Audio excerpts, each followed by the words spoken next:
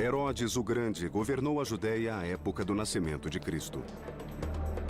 Na história e na Bíblia, ele é tido como o ditador homicida que tentou assassinar o menino Jesus e que ordenou a morte de seus próprios familiares. Mas a reputação cruel de Herodes ofuscou seu legado como um construtor visionário.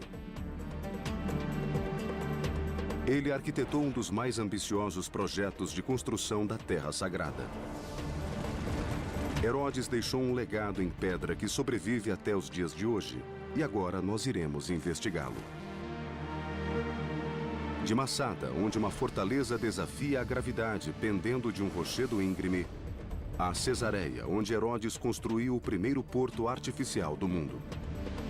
Do Heródion, onde uma montanha esconde um palácio fortificado, ao Monte do Templo em Jerusalém, na época a maior estrutura do planeta. Nossos investigadores irão desvendar como essas obras foram erguidas. Como construíram isso lá em cima? E revelarão a escala, a ousadia e a inovação destas incríveis façanhas da engenharia. Esse é o mundo perdido de Herodes, o Grande.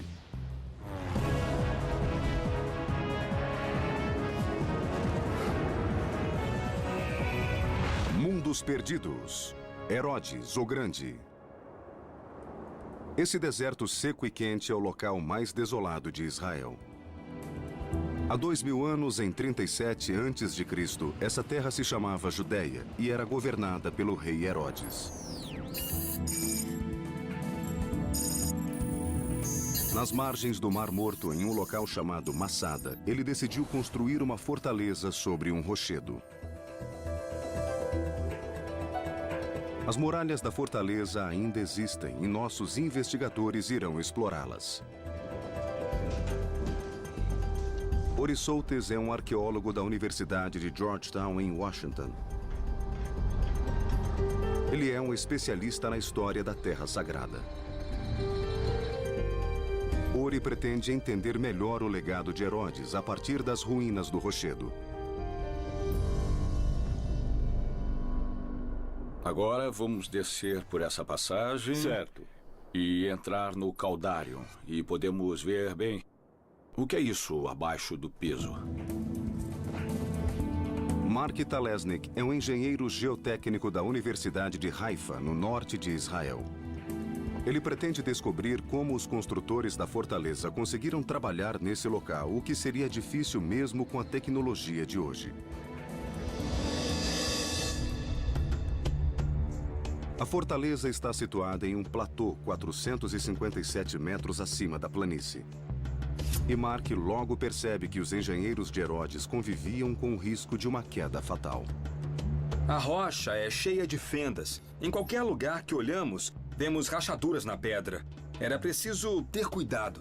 Vejam só esses 4 grandes parafusos. Eles penetram de 15 a 20 metros na montanha. Gostaria de saber se os engenheiros de Herodes pensaram nessa questão. Herodes não se preocupava com a segurança dos trabalhadores. Seu único interesse era a transformação desse local, que não seria apenas um palácio, mas um refúgio. Ele precisava de proteção, pois não estava seguro no poder. Herodes não havia herdado a coroa nem pertencia à família real judia. Ele subiu ao poder usando violência e habilidade política. Ele se tornou rei graças ao apoio de Roma, a superpotência da antiguidade, mas era mal visto pela nobreza e pelo povo judeu. Herodes era um rei imposto por uma potência estrangeira e não podia confiar em ninguém.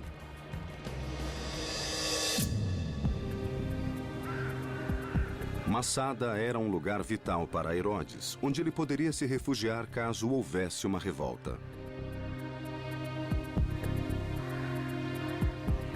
Em Massada não existe água, sombra, comida ou fonte de energia.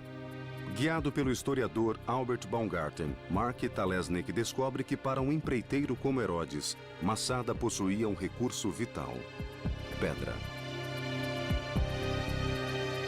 Essa é a pedreira.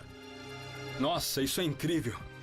Os engenheiros de Herodes usaram essas pedras para cercar o platô com uma muralha de 1 quilômetro de comprimento. Chamada de casa-mata, era uma muralha especial. Com uma cavidade no meio, possuía duas funções. Baumgarten mostra o interior da construção a Ori Soltis. Então, essa era a parte interior da caça-mata, certo? Temos a muralha externa e a muralha interna. Isso mesmo.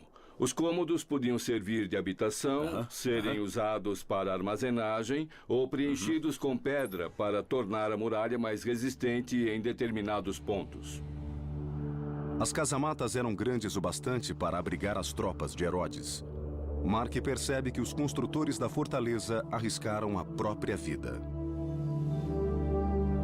Olhando daqui é realmente difícil de ver, mas eu acredito que não havia qualquer tipo de fundação.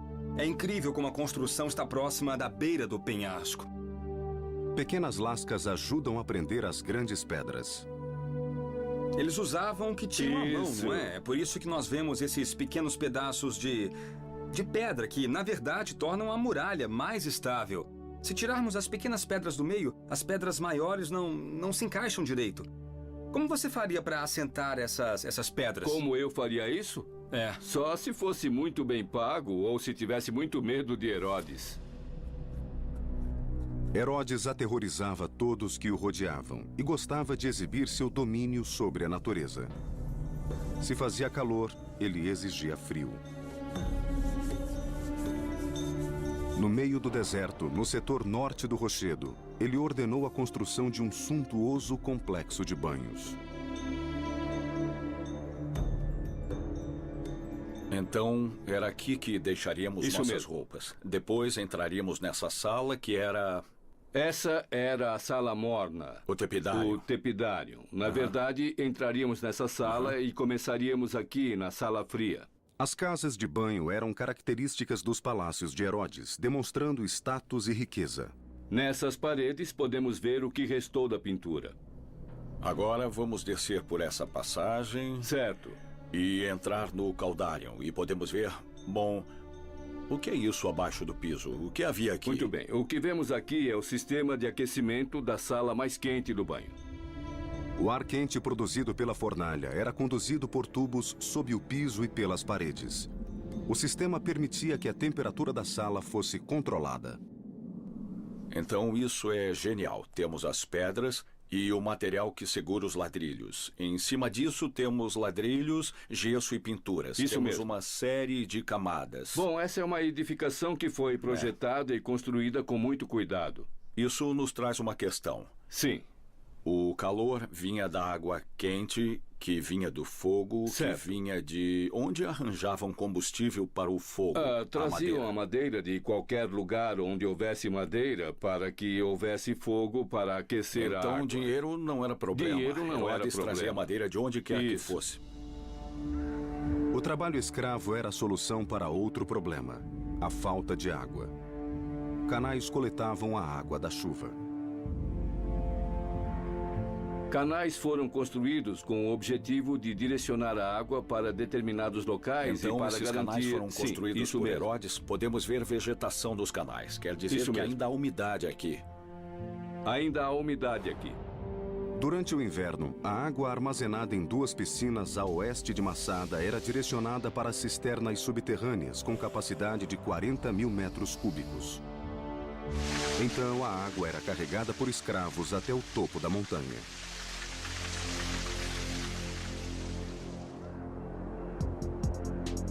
Situado 305 metros acima da planície, o Palácio Suspenso de Herodes era uma ousada obra de engenharia.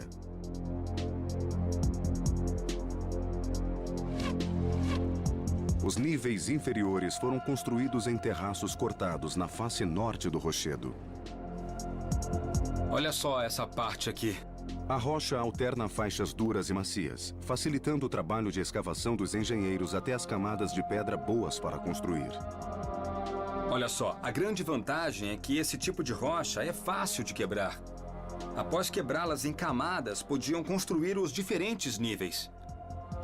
Herodes teria acesso a esses níveis através de uma escada. Essa é a escada. Ela sobe até ali onde haveria um deck e... Não, esse é o deck. Não, peraí. Olha isso. É óbvio que havia alguma coisa aqui em cima. É mesmo? É. Tudo bem.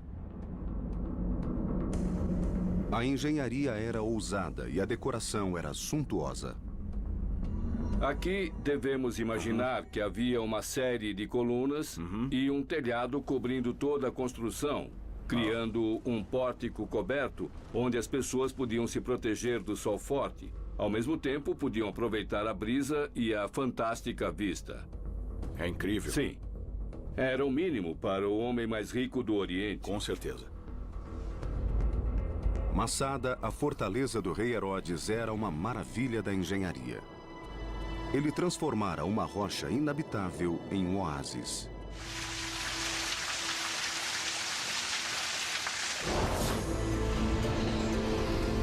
Além do magnífico palácio suspenso, Herodes construiu uma suntuosa casa de banho, tão sofisticada como as de Roma.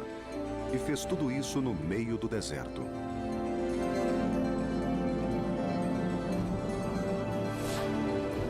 A combinação de luxo e proteção se tornaria a marca registrada de suas obras.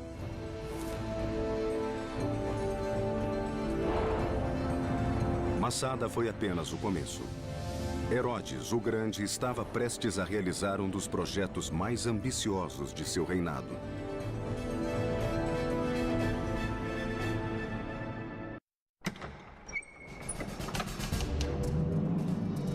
Herodes, o Grande, governou a Judéia como um ditador.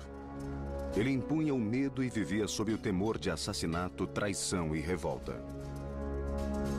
Herodes não confiava em ninguém, preferindo a segurança de tijolos e argamassa. Nossos investigadores presenciaram a grandiosidade da fortaleza de Herodes no topo do Monte Masada. Esse tipo de construção seria sua marca registrada. Herodes construiu nada menos que 11 fortalezas.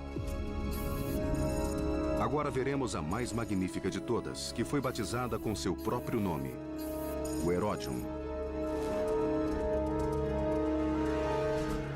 Herodes começou a construí-la no início de seu reinado e levou 3 décadas para finalizá-la. À primeira vista, o local parece ser apenas um vulcão. Mas as aparências enganam. Orissoltes irá explorar os extraordinários segredos dessa montanha. Seu guia é o especialista Marty Freelander. Durante a subida, não há sinal de existência de uma fortificação feita pelo homem. Mas ao chegarem no topo, 750 metros acima do nível do mar, eles descobrem que o morro esconde um vasto palácio. Nossa, isso é incrível, não é mesmo? É fantástico. O Heródium tem 200 metros de diâmetro. Temos essa enorme estrutura circular. Foi simplesmente construída em cima do morro ou o que houve? Ele escolheu um morro comum, próximo ao deserto, e criou sua própria montanha. Nossa! Mark Talesnik é especialista em grandes projetos de deslocamento de terra. Ele quer entender como Herodes transformou esse local. Eu estou aqui para saber como ele fez isso. A primeira questão é descobrir o que é natural e o que foi feito pelo homem. Eu quero saber se podemos subir aqui para visualizar a linha entre a rocha e o cone artificial.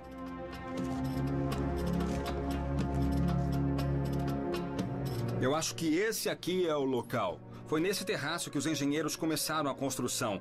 Eles subiram até aqui e construíram daqui para cima. Muito bem, vamos lá. Mas como isso foi feito? Como Herodes construiu uma montanha em cima do morro? Primeiro ele ordenou que escavassem aquele morro próximo. Dá uma olhada, veja como o topo é plano. Aquele morro devia ser do mesmo tamanho desse morro aqui. Ele retirou rocha e terra dali e trouxe para o topo dessa montanha. O ego de Herodes era a força motriz do projeto. Ele queria que seu palácio fosse a estrutura mais alta e imponente do deserto. Vamos subir mais um pouco, até o topo. O declive íngreme tinha um propósito de defesa. Seria impossível levar uma arma de cerco até o topo. Tá cada vez mais íngreme. Subimos uns 20 metros. Vamos tentar medir a inclinação aqui. Muito bem, cadê a bolha? Pronto. Mais ou menos 45 graus. Está cada vez mais difícil de subir, da mesma forma que deveria ser no passado. Do topo, 120 metros maior que os morros vizinhos, Herodes tinha uma visão clara de Jerusalém, a 25 quilômetros de distância. E as pessoas em Jerusalém também poderiam vê-lo. A aparência de vulcão foi produzida empilhando terra sobre as paredes externas, que ganharam resistência graças ao formato circular. Uma segunda muralha contorna a primeira. Era aqui que os guardas patrulhavam, marchando ao redor da fortaleza. Era. Estamos andando entre as duas muralhas? 4 torres marcavam os pontos cardeais. A torre leste era 3 andares mais alta. Era onde ficavam os aposentos de Herodes. Essa é a parte central. Ela tem várias funções, além de ter uma ótima visão. Também é muito fresco lá em cima. Se Herodes quisesse fugir do calor, lá em cima ele teria uma sala com vista e um lugar para se refrescar. Esse era o único local ventilado. Isso mesmo. Ori encontra a passagem que formava a entrada particular de Herodes no palácio e que dava acesso a um jardim interno. Esqueça essas pedras. Esse era o topo de uma escada de 200 degraus. Nossa. Ele entrava por aqui e chegava em grande estilo. Aqui tudo era diferente. Havia plantas e gesso, havia estuque e afrescos. Belos jardins. Os aposentos ficavam aqui. Nesses 2 andares encontrava-se todo o tipo de extravagância. Havia um elaborado complexo de banhos, marca registrada de suas residências. Havia uma sala fria, uma sala morna, uma sauna, um banho turco e uma piscina de imersão. O design dessa sala é notável. Essa era a sala morna, o tepidário. Mas o aspecto mais fascinante está lá em cima, no topo. Está olhando para o primeiro teto em abóbada do mundo ocidental construído por Herodes.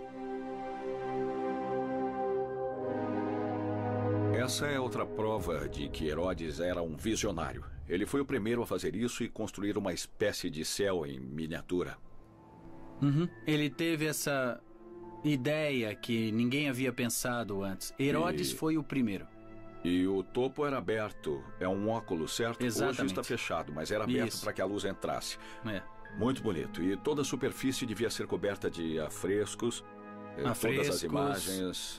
Geishas, sereias. Era uma abóbada do prazer.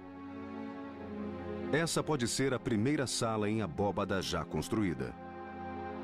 É uma prova da ambição e ousadia que Herodes exigia de seus construtores. Mark Talesnik analisa as pedras para entender como essa grande revolução da engenharia foi realizada. Ótimo, ótimo, é incrível. O formato das pedras alinhadas até o topo do óculos é muito interessante, porque tinham que aguentar a compressão em 2 direções. As estruturas de pedra são erguidas graças à compressão, a força de um bloco sobre o outro. No arco, isso ocorre em 2 dimensões. Mas na abóbada, a compressão é exercida sobre todas as pedras, em todas as direções. Seria interessante saber como eles construíram isso. Os romanos usavam formas para construir arcos. Imagino se faziam abóbadas do mesmo jeito. Também podiam usar areia. Podiam fazer uma pilha de areia, colocar as pedras em cima e depois remover a areia. Interessante, isso é fantástico. Para garantir o fornecimento de água, Herodes ordenou a escavação de enormes cisternas. Onde estamos entrando? Bom, estamos entrando na antiga cisterna. Ao longo do ano havia fortes chuvas e a água era armazenada nessa cisterna aqui. Imagino que alguns guardas ficavam aqui embaixo sem ver a luz do sol. Exato. Desculpem, rapazes, mas não era fácil ser um soldado romano. Agora podemos entender a genialidade de Herodes. Se olhar bem, pode ver que há uma linha de água mostrando até onde a cisterna era cheia.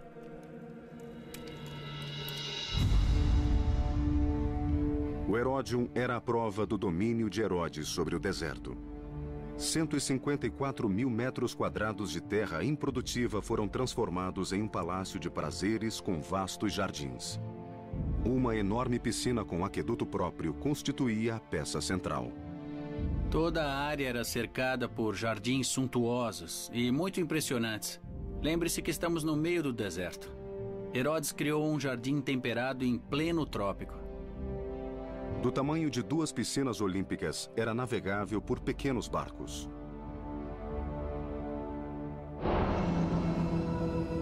A construção no meio do deserto, parte oásis, parte fortaleza, mostra a visão de mundo de Herodes. Ele era um visionário e possuía riqueza e poder além da imaginação. Mas, acima de tudo, ele precisava exibir esse poder. Ele dominou a natureza e o deserto e construiu um grande reino. Mas sua ambição não tinha limites. Herodes queria competir no palco mundial. E para mostrar que era digno dos senhores romanos, Herodes construiria uma nova cidade tão imponente quanto Roma.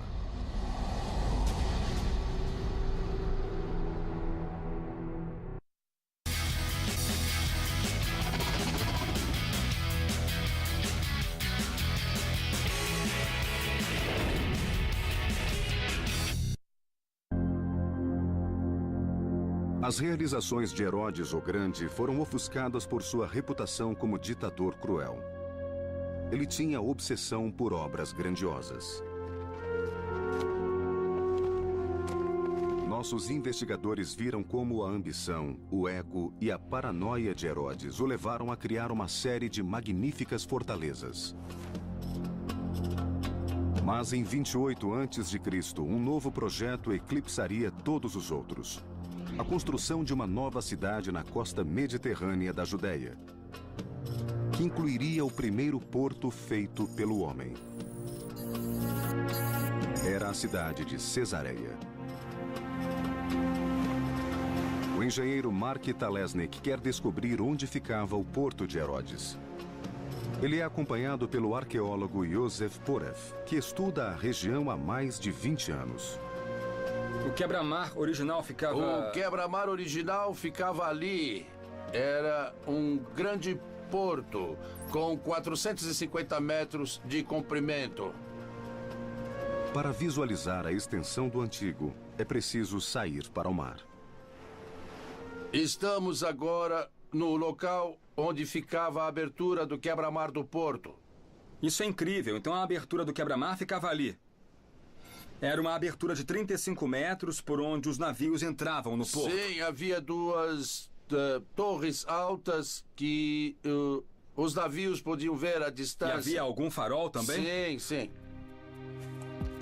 Os romanos da Baía de Nápoles foram os primeiros a perceber que a cinza vulcânica endurecia quando molhada. Conhecida como pozzolana, foi o primeiro concreto submerso da história e permitiu que Herodes construísse o porto de Cesareia. Arqueólogos descobriram restos de armações de madeira que eram colocadas debaixo d'água e preenchidas com pedras e pozzolana. Quer dizer que eles construíram o porto como um caixão. Sim. No meio do mar. Sim, sim. Eles pegavam caixas de madeira, jogavam as caixas no mar e as enchiam com pedras e concreto para que afundassem em um local determinado. Sim. E repetiam o processo. Sim. Era uma revolucionária obra da engenharia. O primeiro porto marítimo artificial.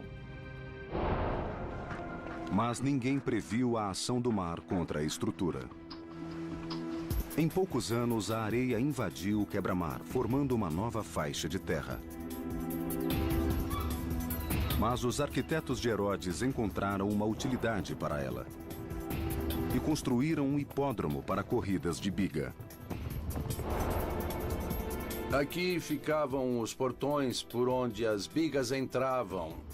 Os portões se abriam simultaneamente. Isso é uma rocha com um sulco. Era como se fosse uma cerca se abrindo? É possível, sim. Após passarem pelo portão, as bigas se dirigiam até uma barreira central.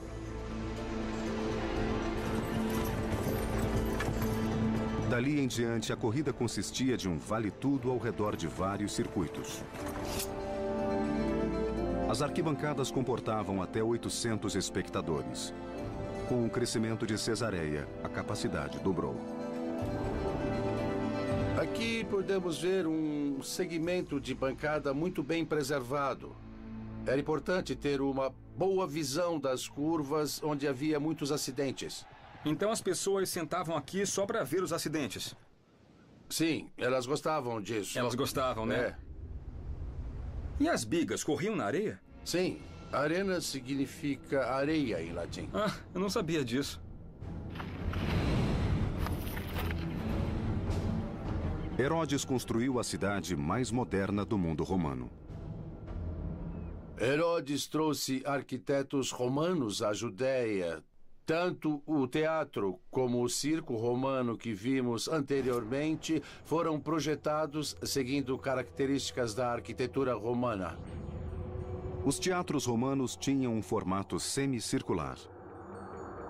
Esse foi o primeiro teatro da Judéia. Seu projeto foi concebido a partir de um entendimento de acústica, assegurando que o menor som fosse ouvido das bancadas superiores. O que havia de especial na acústica do teatro? Bem, logo atrás do palco havia uma parede muito alta, fazendo com que todo o som fosse empurrado do palco para a plateia. As vozes eram ouvidas de qualquer lugar. É uma bela... Bela vista, não? Bela vista. Os melhores assentos da casa. Belo cenário também, com o pôr do sol. Herodes batizou a cidade de Cesareia para homenagear seu protetor, o imperador romano. O projeto era uma obra de adulação e deu certo. Ao construir uma cidade romana em um reino judaico, Herodes corria o risco de irritar seus súditos. Para manter a lealdade do povo era preciso mantê-lo feliz. E Herodes fez isso através de outra obra: reconstruindo a cidade de Jerusalém. O resultado seria uma das maiores obras de engenharia da história.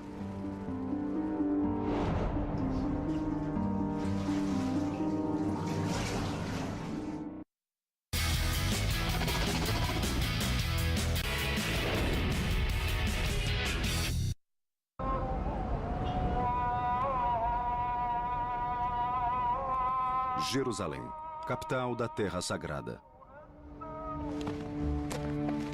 Em busca do mundo perdido do rei Herodes, nossos investigadores visitam o local onde ele causaria maior impacto. Herodes era violento e cruel, mas também muito inteligente. Ele sabia que um povo feliz seria mais fácil de ser governado. Herodes fornecia comida, entretenimento e, o mais importante, água. Os judeus foram um dos primeiros povos a valorizar a higiene e a limpeza, tanto nas práticas religiosas como no dia a dia. Então Herodes os presenteou com a reconstrução e expansão do maior banho público de Jerusalém, a piscina de Siloé. Acompanhado por Eyal Meron, Mark Talesnik segue para a região de Jerusalém, conhecida como Cidade de Davi. Ele quer saber como era a piscina na época do rei Herodes. Apesar de ser muito citada na Bíblia, ela só foi descoberta recentemente. Qual era a função da piscina? Bom, basicamente, a primeira função era fornecer água potável, era a principal utilidade, e também era utilizada para banhos rituais. A cada ano, mais de 150 mil peregrinos vinham ao local para visitar o templo na montanha acima, e precisavam de água para os rituais de purificação. Só para você ter uma ideia do tamanho, podemos ver um canto da piscina bem aqui. E o canto oposto fica ali, onde aquelas pessoas estão reunidas. Esse é um lado da piscina com 50 metros de comprimento, então temos o outro lado que tem outros 100 metros aqui naquela direção e formam uma piscina com uma área de aproximadamente 4.000 metros quadrados. É enorme. É muito grande mesmo, isso. Maior que 2 campos de futebol. É, isso mesmo. A água que enchia a piscina vinha da nascente de Gião, a 425 metros de distância. Mark descobre que os engenheiros de Herodes podiam direcionar e controlar o fluxo da água. Isso é incrível. Fantástico. Eu estou sentado em uma falha, uma fratura na rocha. A falha vai até a superfície do solo e os engenheiros, seja lá quem fossem, utilizavam a falha para criar um tipo de desaguadouro. Assim podiam controlar a direção da água para as diferentes regiões e controlar a altura da água na piscina. Podiam fechar uma válvula e enviar a água para outro lugar. Na época de Herodes, a piscina de Siloé teria essa aparência. Esse foi o cenário de uma das histórias mais famosas da Bíblia, a cura do homem cego. Apesar de Jesus ter vivido após o reinado de Herodes, essa era a piscina que ele conhecia e frequentava. Foi nesse local que ocorreu a história da cura do homem cego. É uma ótima história. Quando Herodes subiu ao poder, a água de Jerusalém fluía ao longo de túneis antigos escavados na rocha, passando por uma rede através dos morros ao redor da cidade. A.L. Maron leva Mark Talesnik em um passeio pelo subterrâneo para mostrar as dificuldades enfrentadas pelos construtores da época. Quando o caminho de um aqueduto encontrava um morro, às vezes era mais fácil atravessá-lo do que rodeá-lo. Mas isso não quer dizer que escavar os túneis fosse um trabalho fácil. Estamos entrando em uma seção do túnel onde o teto é muito mais baixo. Observando a rocha que forma o teto, eu posso ver que é construída de sílex ou pederneira, que é uma rocha muito, muito dura. E o que isso significa? É muito mais dura do que a rocha ao redor, que é a arenito. Eu imagino que eles se cansaram de cavar ali em cima e desceram para cá. Mesmo hoje, construtores teriam dificuldade em trabalhar com esse material. Herodes continuou renovando a rede de fornecimento de água de Jerusalém. Seus engenheiros construíram um novo aqueduto para carregar água potável das piscinas de Salomão, perto de Belém. Era conhecido como o Aqueduto Superior. Hoje, pouco resta de sua estrutura.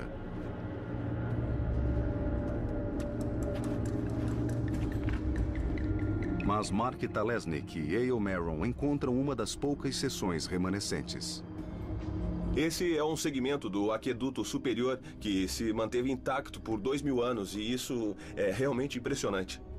O aqueduto era feito de quê?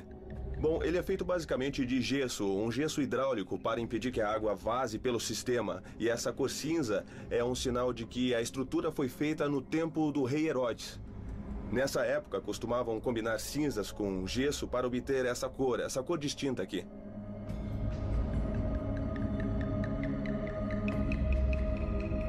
Eu sempre quis ser um trabalhador municipal.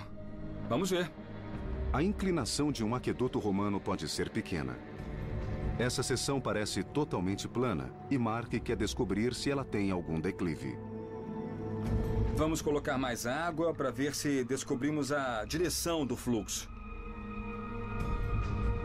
Não temos água suficiente. Não, temos sim. Ali, ó, temos um fluxo ali, correndo bem ali. Tem sim, tem um fluxo bem suave nessa direção. É isso aí. É isso aí, muito bom. Sorte dos engenheiros de Herodes. O aqueduto superior de Herodes tinha uma inclinação de apenas 16 metros ao longo de 14 quilômetros de extensão. Se houvesse água o bastante no cano, o fluxo iria para a direção mais baixa. De cima para baixo. É assim que a física funciona. Exato. O aqueduto mais bem preservado de Israel foi construído para abastecer a cidade de Cesareia, construída por Herodes. O arqueólogo Yosef Poref leva Mark Talesnik até a fonte de água. As nascentes de Monte Carmelo, que ficam a 8 quilômetros de distância. A que altura estamos? Estamos a 50... 50 metros acima do mar. Sim, a fonte está aqui.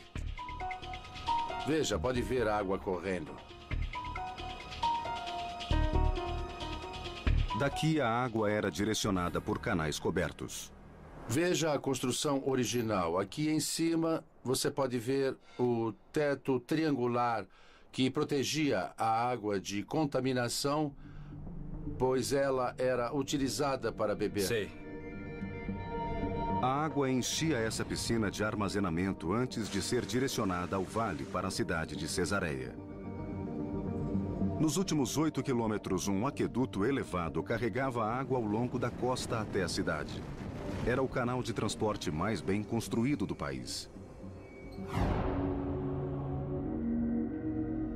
Mas o projeto arquitetônico mais ambicioso de Herodes ainda estava por vir. Era uma construção em uma escala jamais vista que marcaria Jerusalém até os dias de hoje.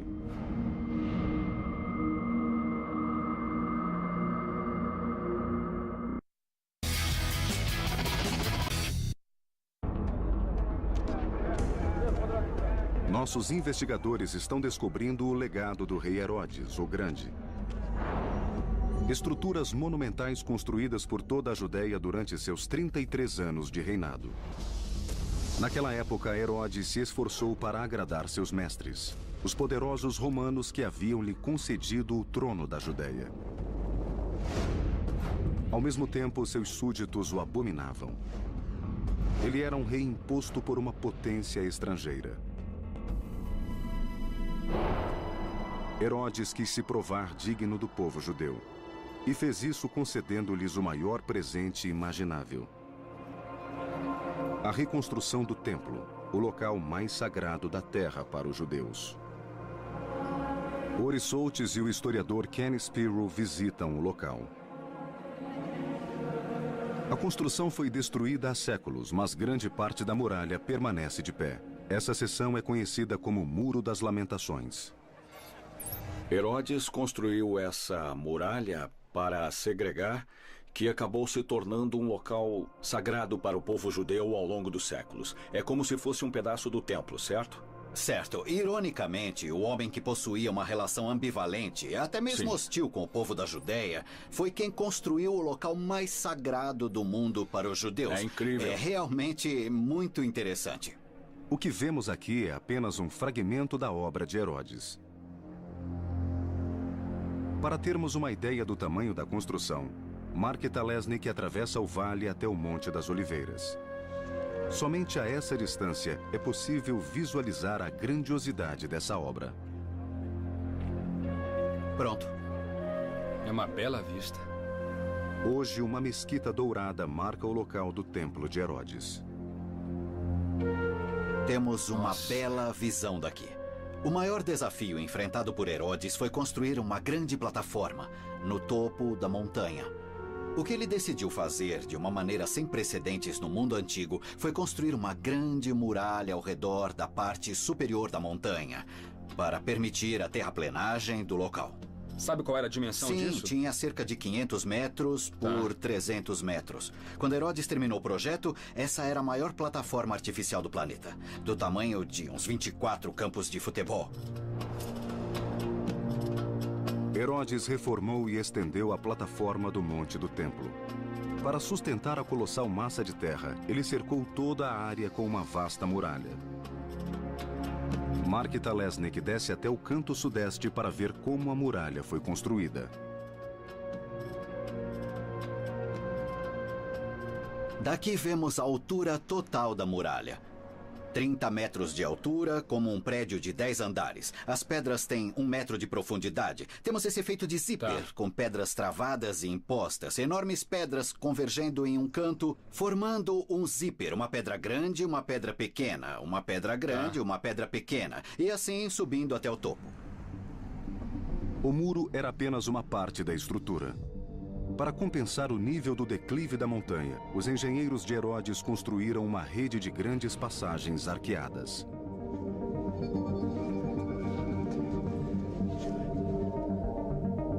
Mark Talesnik e Ken Spiro seguem um túnel embaixo do Muro das Lamentações. Escondido sob a superfície, encontra-se o mais refinado exemplo da construção em pedra da época de Herodes. É a chave para a construção do Templo do Monte. Se observar as pedras, verá que estão intactas. Veja, quase não há falhas. Parece que acabaram de ser colocadas aqui e podemos até ver as marcas de cinzel, feitas há 2000 anos pelos pedreiros de Herodes. É uma beleza. Não há sinal de erosão. A junção é perfeita, não há nenhum espaço entre as pedras. Perfeitamente cortadas e assentadas. Olha só isso, magnífico. Parece que foram colocadas ontem. Algumas pedras utilizadas na construção do Muro de Herodes são gigantescas.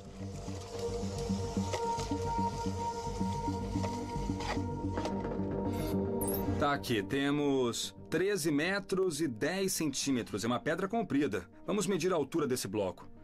Temos 3 metros e 7 centímetros. Eu sei que essa pedra tem uns 5 metros de espessura. Assim, vamos fazer os cálculos. Densidade do arenito, 2,4 toneladas por metros cúbicos. Então, temos uma pedra que pesa 550 toneladas. É uma pedra bem grande. Bem grande mesmo. Além de construir o Monte do Templo, Herodes expandiu a cidade. Ele adicionou uma segunda muralha e construiu um palácio longe do bairro judeu, segregando a cidade de Jerusalém. O Palácio de Herodes fica do lado de fora, a oeste da região do Monte do Templo. Herodes era... Em suas obras, ele tinha uma personalidade contrastante. De um lado havia o bairro judeu com o Monte do Templo. E do outro lado havia... O bairro romano. O palácio, sim, é o Palácio Real. A fortaleza existe até hoje. Essa é a entrada de uma área que chamamos de cidadela. Certo. Muito do que vemos aqui dentro é anterior à época de Herodes. Herodes garantiu que fosse fortemente protegida. Esse é o fosso, exatamente como Herodes o construiu.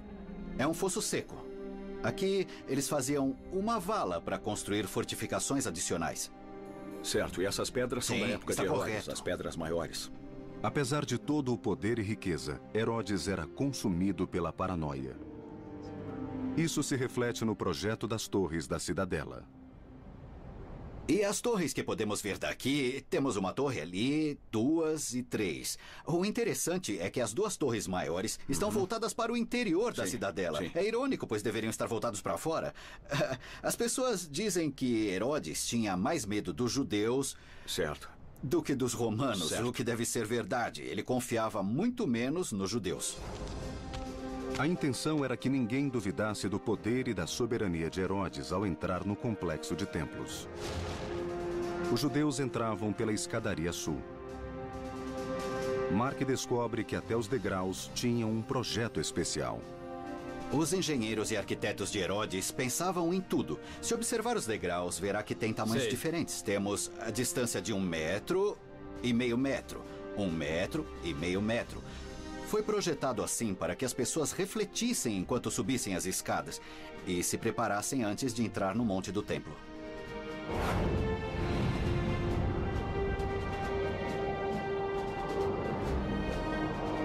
O primeiro templo foi construído pelo rei Salomão, e Herodes tinha a intenção de ofuscá-lo.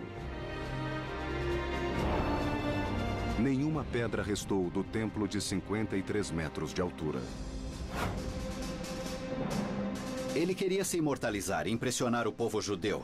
Ele queria que as pessoas olhassem para a construção e se espantassem. Ironicamente, apesar de não ser uma boa pessoa, ele foi um dos poucos a receber o título de o Grande. O Monte do Templo de Herodes era a construção mais importante da Terra Sagrada. Representava o auge do reinado de Herodes e a glória da nação judia. Era a culminação de todas as suas obras. Como nossos investigadores descobriram, ele se beneficiou do conhecimento adquirido em Massada, de como reforçar declives perigosos e como esculpir grandes blocos de pedra. Do Herodion, os construtores de templo aprenderam escala e como construir em diferentes níveis. A construção de uma cidade inteira em Cesareia sugeria que nada estava além do alcance de Herodes.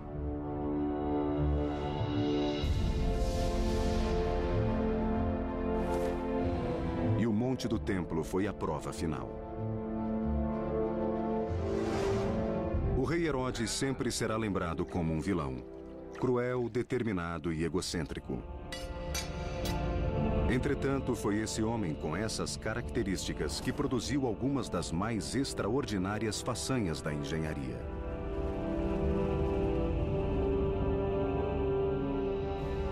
Em 2007, arqueólogos descobriram uma tumba ornamentada em uma escavação em Heródion. Apesar de não haver nenhuma inscrição, a riqueza e a localização da tumba levam os arqueólogos a acreditar que este seja o local onde Herodes o Grande foi enterrado. As pesquisas continuam, mas se os arqueólogos estiverem certos, esta pode ser a tumba do maior construtor do mundo antigo.